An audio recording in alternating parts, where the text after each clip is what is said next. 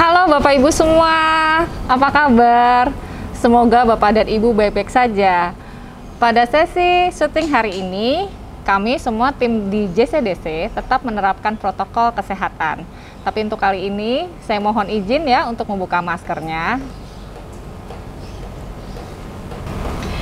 Berjumpa lagi di sesi konferensi bawah pohon. Pada saat ini Anda bersama saya, Itasari Atitungga, saya terapi wicara di JCDC. Di sesi kali ini, kita akan membahas tentang kemampuan bahasa bicara anak. Sebagai orang tua, kita harus memperhatikan pertumbuhan dan perkembangan anak, terutama bahasa bicaranya.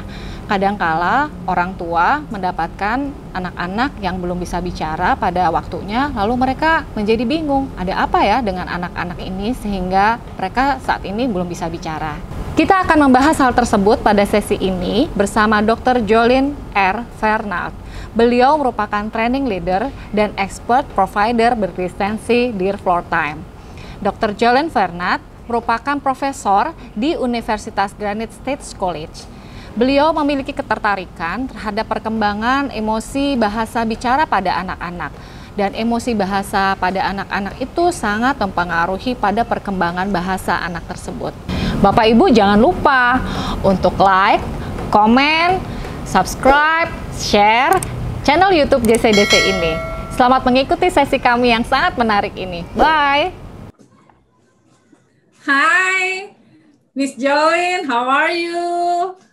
I'm well, thank you. Okay, so what I should calling you? Miss Jolene, Dr. Jolene, or what do you have to want to know about that? The kids call me Miss Jolene. You can call me whatever. Jolene is fine.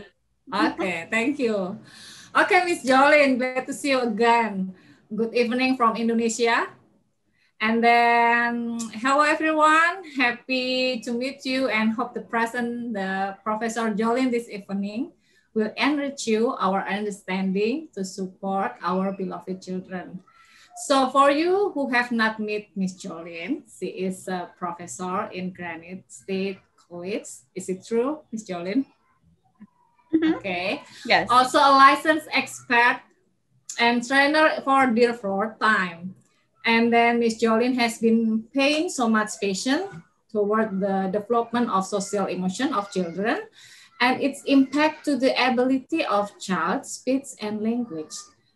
Wow.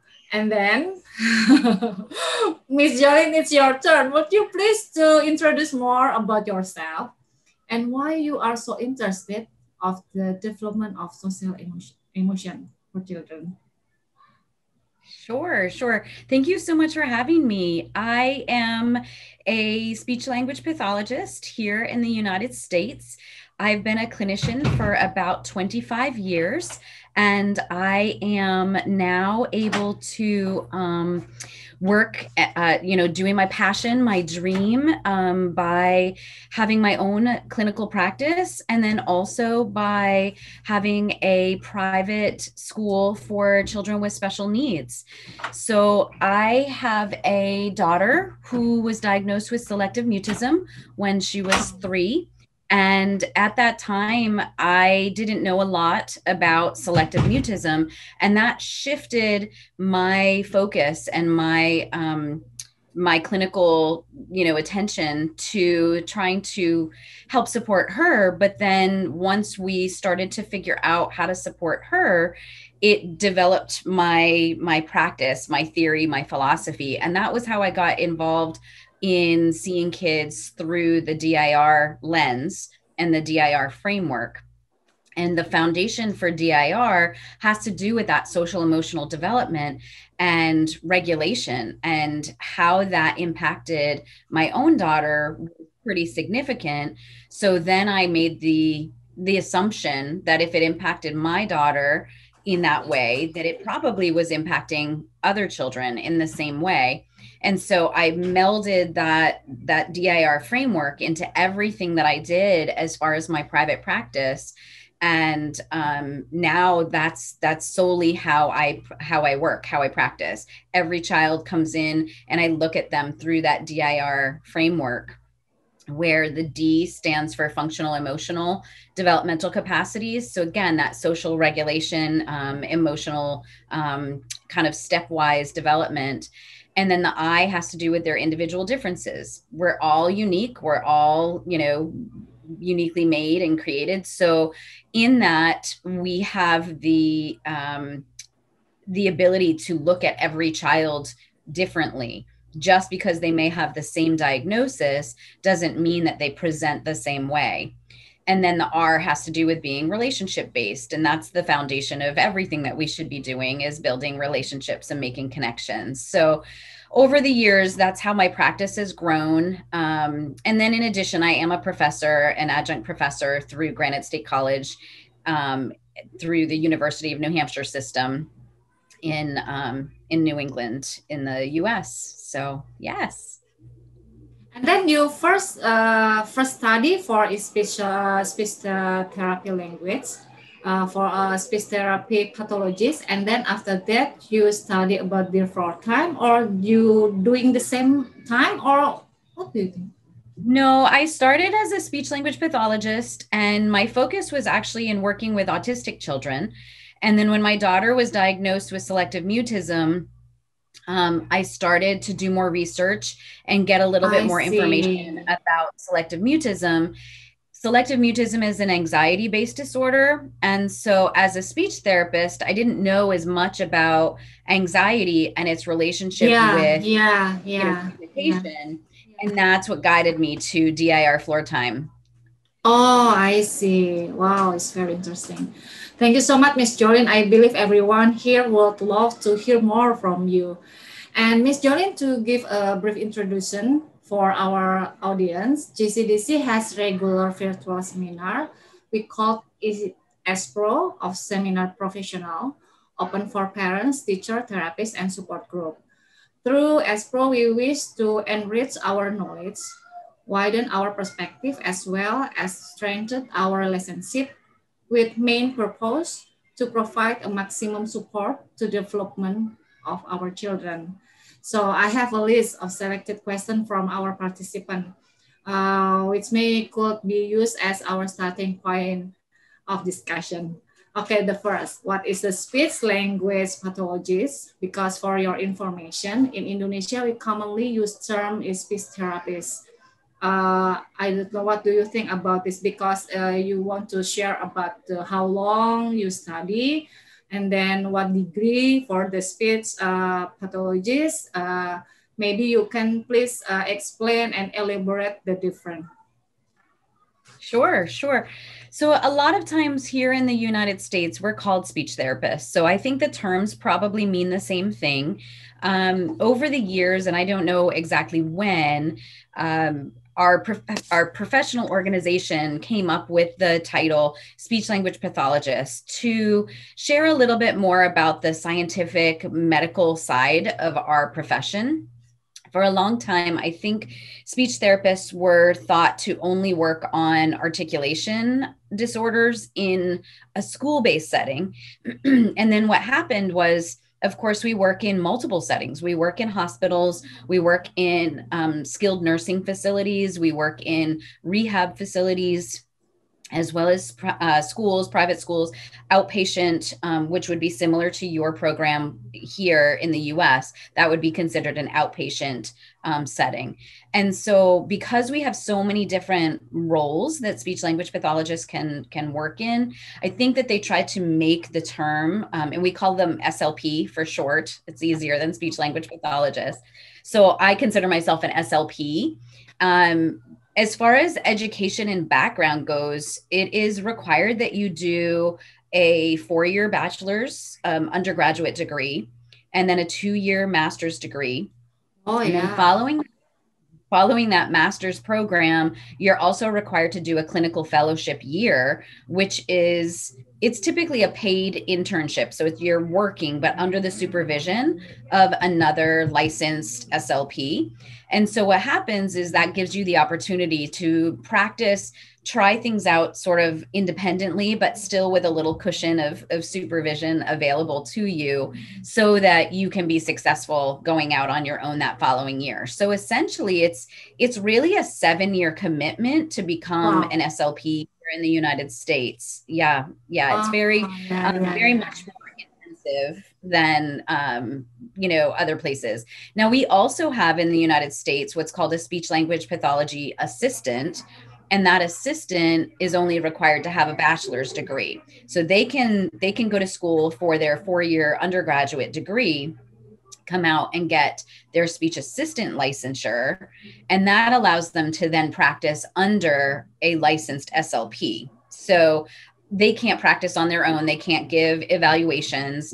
They basically carry out a treatment plan that I would develop, for example, and then I supervise that person. So we have those 2 roles here in the United States, either the SLP or the SLPA, who can practice speech therapy services. And then we look at not just speech. Like I said before, the speech pathologist was thought to typically look at only articulation. But now the reason we have speech language, and some people even say speech language and hearing pathologist, in all of those fields. So we see articulation, we see all of the 5 aspects of language, all the different areas of language. We work with children who have hearing impairments, any kind of communication challenge. We also do feeding and swallowing for folks who have feeding and swallowing difficulties too. So we really have a very broad scope in all different settings, as well as all different ages too. Yeah, it's very different because in Indonesia, we just study maybe just 4 years for speech therapy. And then the 3 years, so when the people is clever, they can finish on 3 years. And then 3 years is including about the theory, and then we have to practice in hospital, and then the specialist school, and then sometimes it's clinic. But I think it's very different. And then so I can feel about the pressure for the speech therapy because I have learned in just a 3 years. Yeah, it's very different for SLP. It's okay. Thank you so much for that information. So next question is very interesting. Many parents now sometimes not aware their children have a speech delay problem. They think when the time comes, their children will eventually talk. And how does speech delay impact our children and family? What do you think about that and this question? Such a good question. I think that oftentimes our communication is one of the first areas that parents notice their child may not be developing along that typical, developmental trajectory. And so that concern comes up maybe because your child's not saying the words the way that you think that they should be pronounced. So they're misarticulated. Perhaps they're, completely, it sounds more like a jargon or a babbling. Or for other kids, they may be really quiet and not really talking at all, as you mentioned. And so the impact can be pretty significant. What I've found is for so many children, that connection between communication and behavior is really interrelated. So if you can't communicate your wants and needs, especially as a young child, you're really limited with the number of ways that you can demonstrate your frustration, your anger, even your joy and happiness.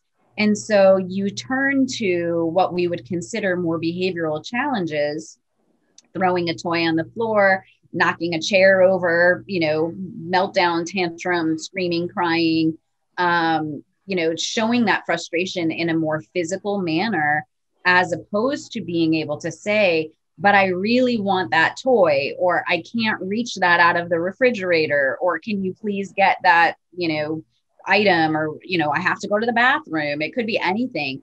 So if they're not able to communicate those kinds of basic wants and needs, then that level of frustration increases. And I think that's probably the biggest impact that parents would observe in their household, because the kids are really struggling with trying to demonstrate how to get those wants and needs met. And they're not at a place where they're able to write yet, or be able to, point necessarily to different items or something. So some kids will drag you around and show you and, mimic and gesture to try to get you to understand.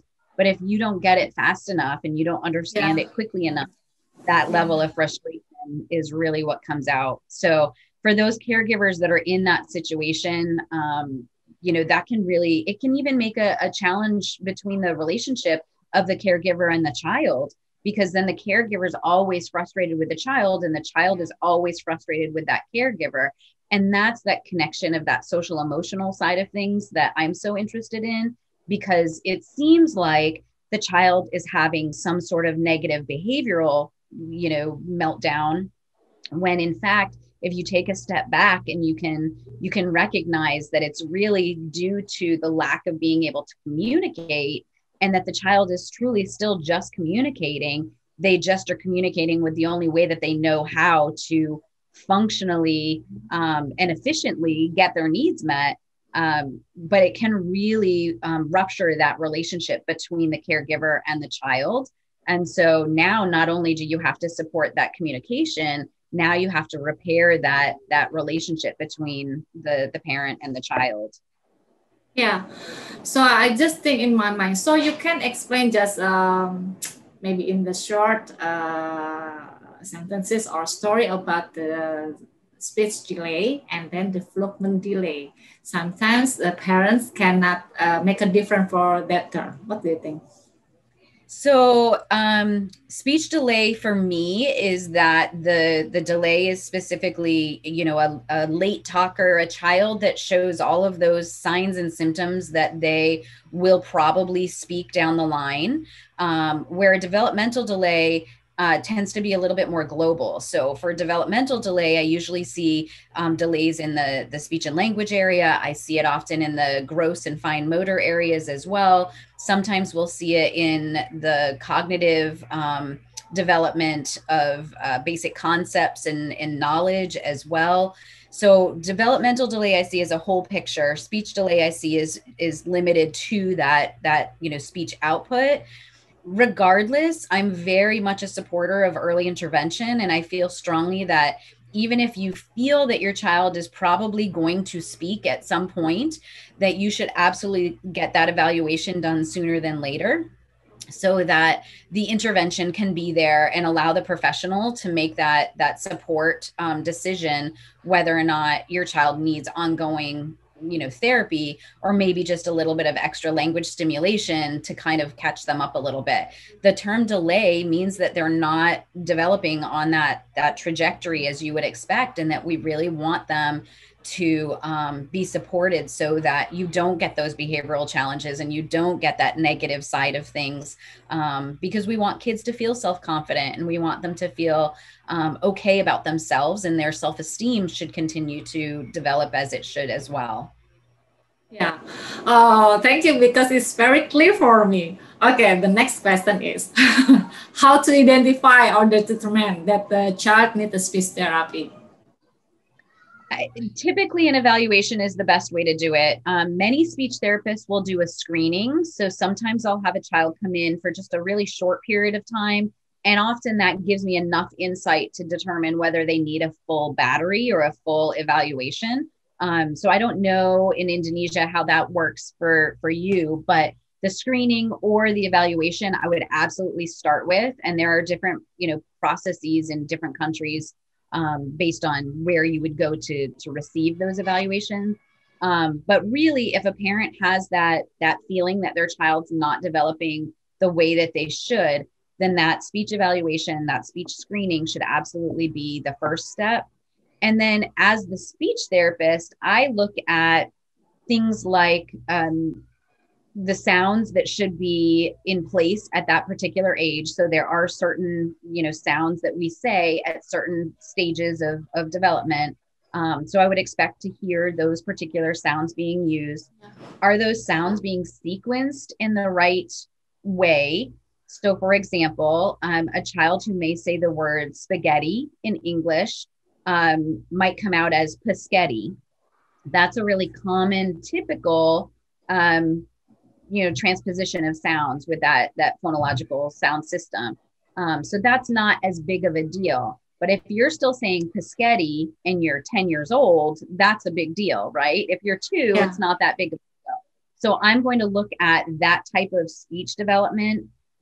When some kids speak in full sentences or have a lot more to share, oftentimes that decreases their intelligibility. Intelligibility is how well we understand what a child is saying. So if that decreases as the child starts to say more, then I need to figure out, is it a motor planning challenge with their speech sounds?